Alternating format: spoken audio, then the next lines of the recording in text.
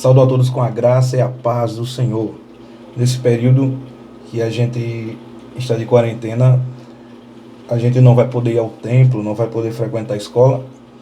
Então, visto essa dificuldade, né, surge a necessidade da gente estar falando, ainda assim divulgando a palavra de Deus. Então, na nossa lição, que seria hoje, domingo pela manhã, a gente falaria do Cristo, o objeto da nossa fé. Cristo, o objeto da nossa fé. A nossa lição, ela é publicada pela editora Cultura Cristã, a editora oficial das igrejas presbiterianas do Brasil, e a gente vai abordar não toda a lição, mas a gente vai falar dentro do texto básico que a lição propõe.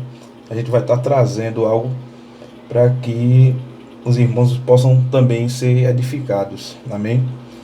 O nosso texto base está em segunda carta de Pedro, capítulo 1, do versículo 16 ao 21. Vamos ler, irmãos, neste momento, segunda carta de Pedro, capítulo 1, do versículo 16 ao versículo 21, que diz assim: porque não vos demos a conhecer o poder e a vinda de nosso Senhor Jesus Cristo, seguindo fábulas engenhosamente inventadas, mas nós mesmos fomos testemunhas oculares da sua majestade. Pois ele recebeu da parte de Deus Pai honra e glória, quando pela glória excelsa lhe foi enviada a seguinte voz: este é o meu Filho amado, em quem me comprazo. Ora, esta voz vinda do céu, nós a ouvimos quando estávamos com ele no Monte Santo. Temos assim tanto mais confirmada a palavra profética, e fazeis bem em atendê-la, como a uma candeia que brilha em lugar tenebroso, até que o dia clareie e a estrela da alva nasça em vossos corações. Sabendo primeiramente isto, que nenhuma profecia da Escritura provém de particular elucidação, porque nunca jamais qualquer profecia foi dada por vontade humana. Entretanto, homens santos falaram da parte de Deus, movidos pelo Espírito Santo. Oremos nesse momento. Senhor Deus, amado Pai, te agradecemos, Senhor, pela leitura da tua palavra, crendo que ela não é dada por meio de sabedoria humana, mas sim pelo poder do Espírito Santo. Senhor, nos ajuda, Senhor, a entender, nos ilumina por meio desta revelação, que é a tua palavra. É isso que nós te pedimos e te agradecemos, em nome de Jesus. Amém. Meus irmãos, a nossa lição nesse trimestre, ela vem falando a respeito da doutrina reformada, e na semana passada, na lição 2, nós falamos a respeito da Escritura como sendo essencial para a nossa fé. A nossa fé em Cristo, ela é baseada totalmente nas Escrituras. E a nossa lição de hoje, ela vai falar como Cristo sendo o objeto dessa fé. Porém, o que a lição ela vai ressaltar é que a gente não crê num Cristo inventado por alguém, a gente não crê no Cristo que foi simplesmente revelado ou apareceu a uma pessoa com testemunho próprio, enfim, mas sim a gente crê no Cristo que é revelado e evidenciado pelas Escrituras Sagradas.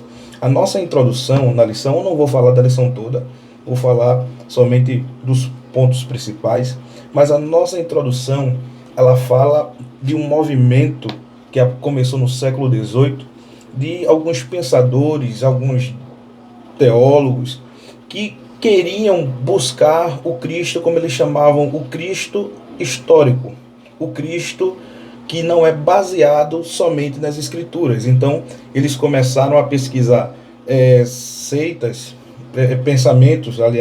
pensamentos judaicos, histórias, mitos, a pesquisar na história e formar uma figura de Cristo diferente da figura que as Escrituras trazem para nós. E essa figura foi chamada de Jesus histórico.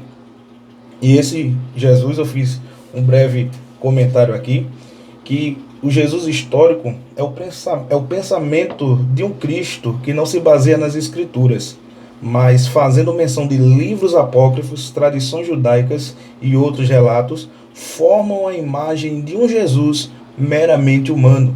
Segundo esta visão, Jesus era um simples galileu, discípulo de João Batista, que ensinava ética autônoma e suas profecias eram meros discursos morais.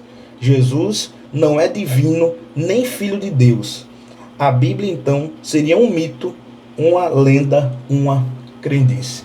Então, no século XVIII, que é um movimento que se estende em 19 e 20 e chega até nós, existe uma crença de um Jesus numa imagem política, existem movimentos aí políticos, né, que usam a figura de Cristo em seus discursos como se Cristo fosse simplesmente um homem que morreu por uma causa, mas que não atribuem divindade a ele, não atribuem poder salvífico.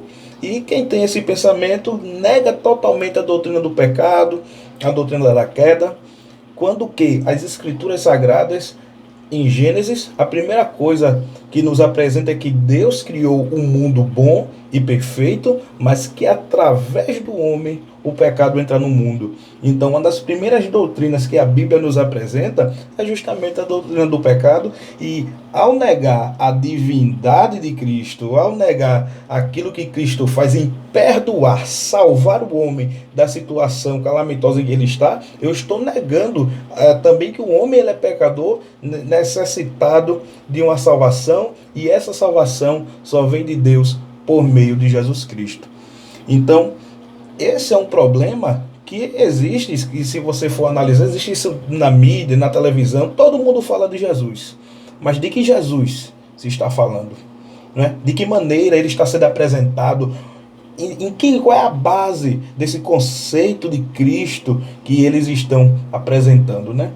Então, no texto que a gente leu, aqui na segunda carta de Pedro, no capítulo 1, Pedro escrevendo à igreja, né, ele fala no versículo 15, se você quiser acompanhar aí, versículo 15, o versículo anterior aos que a gente leu, diz assim: mas de minha parte esforçar-me-ei diligentemente por fazer que a todo tempo, mesmo depois da minha partida, conserveis lembrança de tudo.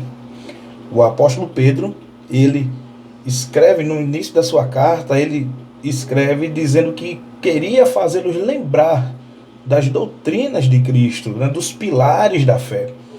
E no decorrer do texto, ele vai dizer como isso se dá.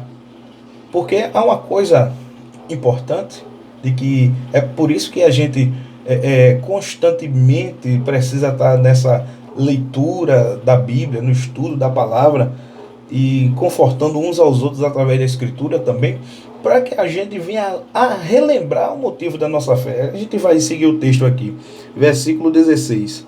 Porque não vos demos a conhecer o poder e a vinda do nosso Senhor Jesus Cristo, seguindo fábulas engenhosamente inventadas, mas nós mesmos fomos testemunhas oculares da sua majestade. Pois ele recebeu da parte de Deus Pai honra e glória, quando pela glória excelsa lhe foi enviada a seguinte voz: este é o meu Filho amado, em quem me compraz. O que era que acontecia nos tempos aqui de Pedro? Já o gnosticismo, né, uma seita, uma religião de mistério, né, como é conhecido, alegava que existia um conhecimento oculto e que esse conhecimento tinha sido reservado somente para pessoas seletas a respeito de Cristo, né? Que o conhecimento geral que se tinha de Cristo através das Escrituras, do Novo Testamento que estava sendo escrito na época, não era suficiente, ou não era somente aquele conhecimento que existia, mas existia um conhecimento superior ao da Escritura. E dentre esses conhecimentos existia a ideia de que Cristo Ele era como se fosse uma essência da divindade, mas não era a divindade em si. E Pedro, ele começa a falar aos crentes da sua época, dizendo que, olha, o evangelho que eu trouxe para vocês, o ensinamento que eu trouxe para vocês, ele não foi inventado, ele não é humano, ele não é uma coisa que a engenhosidade da mente humana construiu, mas nós falamos daquilo que nós vemos, porque não só o gnosticismo e outros pensamentos, eles negavam a divindade de Cristo, outros negavam a humanidade de Cristo, mas Pedro aqui, ele mostra, ele diz que foi ao qual ele conviveu com Cristo, e ele viu que Cristo era humano, e ele viu também o Cristo, de certa forma, glorificado também, quando ele diz assim, pois recebeu da parte de Deus honra e glória, quando pela glória excelsa lhe foi enviada a seguinte voz: Este é o meu filho amado, em quem me comprazo. Versículo 18. Ora, esta a voz vinda do céu, nós ouvimos quando estávamos com ele no Monte Santo. Aqui está falando da glorificação, do monte da glorificação, quando Pedro, Tiago e João estavam ali com Cristo e viram Cristo resplandecendo, as suas vestes resplandeceram, e diz ali que ele mudou a sua aparência. A palavra que usa no grego ali é metamorfo. Ele teve a sua forma modificada, e viram-se ali Moisés e Elias conversando com ele, e os três entraram em êxtase. Eu tenho aquela visão, e queriam fazer ali tabernáculos, e para cada um deles, queria fazer um para Moisés, um para Elias, e queria fazer um também para Cristo, né? Pedro diz: a gente vai fazer 3 tendas, Senhor, a gente vai fazer uma tenda para cada um. Ele ficou ali, né, embriagado pelaquela visão que ele tinha visto, mas ele queria, de certa forma, dirigir a adoração não só a Cristo, mas queria também dirigir a adoração a Moisés e a Elias. Aí vem uma voz bradando dos céus, dizendo assim: Este é o meu filho amado, em quem me comprazo. Era como o Deus dos céus, o Deus Pai, ele estava dizendo: olha, o meu filho é este que vocês estão vendo transfigurado. Não é Moisés nem Elias que vocês devem adorar, mas é somente a este. Este é o meu filho em quem me comprazo. Ali, claro, a figura de Moisés e Elias estavam testemunhando a respeito de Cristo também. Aquilo ali eles não viram por acaso ou em vão, mas eles viram para entender que o ministério de Jesus Cristo era apoiado pelos profetas e pela lei de Moisés, e também naquele momento eles puderam ver que Cristo, se eles tinham alguma dúvida até aquele momento, eles viram que Cristo realmente ele vinha do Pai. Ao ouvir aquele brado, ouvir aquela voz, depois de ter visto aquela visão fantástica do Cristo mudando de aparência, de forma, em frente deles. Então, o que acontece nesta passagem, Pedro faz referência àquele acontecimento, dizendo: olha, nós vimos a glória dele. Versículo 17: pois ele recebeu da parte de Deus Pai honra e glória. Em que momento ele recebeu honra e glória? No momento em que Deus dá testemunho dele naquela situação. Deus deu testemunho de Cristo também da mesma maneira no momento do batismo, quando o Espírito Santo desce sobre ele, e também ouve-se o brado ali: este é o meu filho amado, no qual me comprazo. Então, ele estava dizendo: olhe, o evangelho que eu apresentei a vocês, o ensinamento que eu trouxe para vocês, não é humano, não foi homem que fez, mas nós contemplamos com os nossos próprios olhos. Não foi ninguém que nos contou. Nós vimos o Cristo, nós andamos com ele, nós vimos morto e o vimos ressurreto. Continuando, ele diz assim, verso 19: temos assim tanto mais confirmada a palavra profética, e fazeis bem em atendê-la, como uma candeia que brilha em lugar tenebroso, até o dia que se clareie e a estrela da alva nasça em vossos corações. Quando o texto ele fala de palavra profética, ele está falando o que os comentaristas concordam.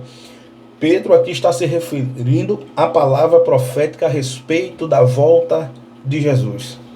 Ele diz: temos assim tanto mais confirmada a palavra profética. Ele diz, olha, baseado na experiência, baseado naquilo que nós vivemos, naquilo que ele nos ensinou, e naquele momento glorioso que vivemos com ele no monte, nós podemos entender e crer na vinda dele, que ele é fiel para cumprir, e que essa esperança, no mundo de escuridão que nós vivemos, é como se fosse uma candeia, ou seja, é como se fosse uma lanterna, uma chama viva, que clareia o caminho pelo qual o eleito ele prossegue na sua caminhada aqui na terra. Eu estava ainda há pouco escutando um rádio, e a palavra que saía, está todo mundo de quarentena, as igrejas na sua totalidade, creio, fechadas,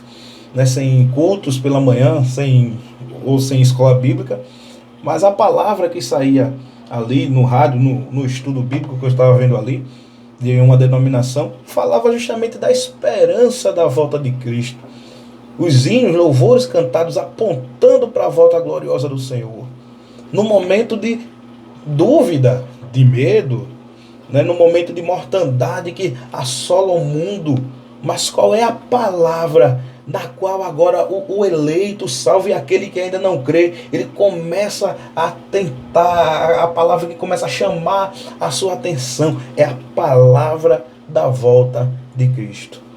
Porque para aquele que reconhece a sua escuridão espiritual, a sua necessidade, o pecado do qual a gente falou no início aqui do vídeo, para ele, essa palavra é uma palavra de esperança. Porque cada dia mais vemos que este mundo ele está perecendo, vai piorando, as coisas vão se agravando e as pessoas tendem a procurar um ponto de orientação, ou se entregam de vez à condenação, ou creem na esperança verdadeira que é Cristo. Então, essa palavra, ele está dizendo aqui, temos assim tanto mais confirmada a palavra profética, e fazeis bem em atendê-la, como uma candeia que brilha em lugar tenebroso, até que o dia clareie, e a estrela d'alva nasça em vossos corações. Vale a pena atentar a essa palavra, vale a pena crer, porque o Cristo, o Filho de Deus que se fez carne, que no princípio era o Verbo, estava com Deus, ele era Deus, ele habitou entre nós. Mas o fato dele ter se tornado encarnado não significa que a divindade estava confinada no corpo e que o mundo ficou ao léu, não. Mesmo Jesus, ele tendo encarnado, o Cristo estando encarnado, mas ele ainda era Deus, ele ainda dominava, ele tinha ainda os seus atributos. O mundo não ficou ao léu, mas Cristo, ele estando na terra, ele continuou sendo o dono de todas as coisas, e o mesmo Deus que estava no princípio. Então a gente entende que Cristo, mediante a Escritura, como o próprio Pedro, ele viu o Jesus homem e viu o Jesus glorificado. Depois ele viu ele ressurreto. Versículo 20, a gente caminhando aqui. Sabendo primeiramente isto, que nenhuma profecia da Escritura provém de particular elucidação, porque nunca jamais qualquer profecia foi dada por vontade humana.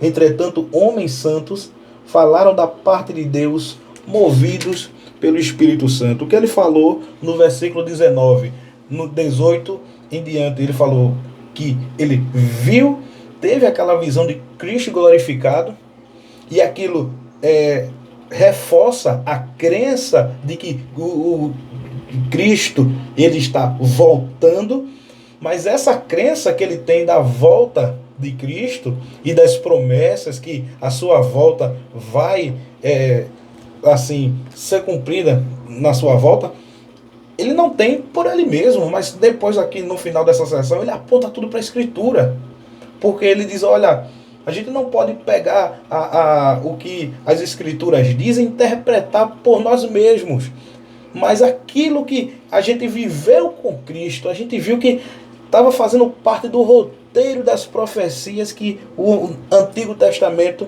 traziam para a gente. Ele estava dizendo, olha, o que Isaías falou, o que os Salmos falaram, o que a lei falou, o que os profetas falaram em sua totalidade, se cumpria em Cristo. E existe, sim, as promessas da sua volta, né? Por exemplo, Malaquias 4:2 diz que para vós nascerá o sol da justiça. Isso é uma fala tanto da primeira vinda quanto da segunda vinda, né? Jesus Cristo, ele está vindo aí, ele é como o sol que depois de uma noite escura e tenebrosa, ele nasce trazendo justiça e redenção nas suas asas para um mundo que já estava totalmente entregue e desesperançado, mas aqueles que creram, para estes nasce o sol da justiça. Ele disse, olha, essas escrituras, elas foram confirmadas e elas foram cumpridas em Cristo Jesus, porque jamais qualquer profecia foi dada por vontade humana, referindo-se às Escrituras. As Escrituras, mais uma vez, ele reforçando aquilo que a Bíblia diz, ela não é de vontade humana.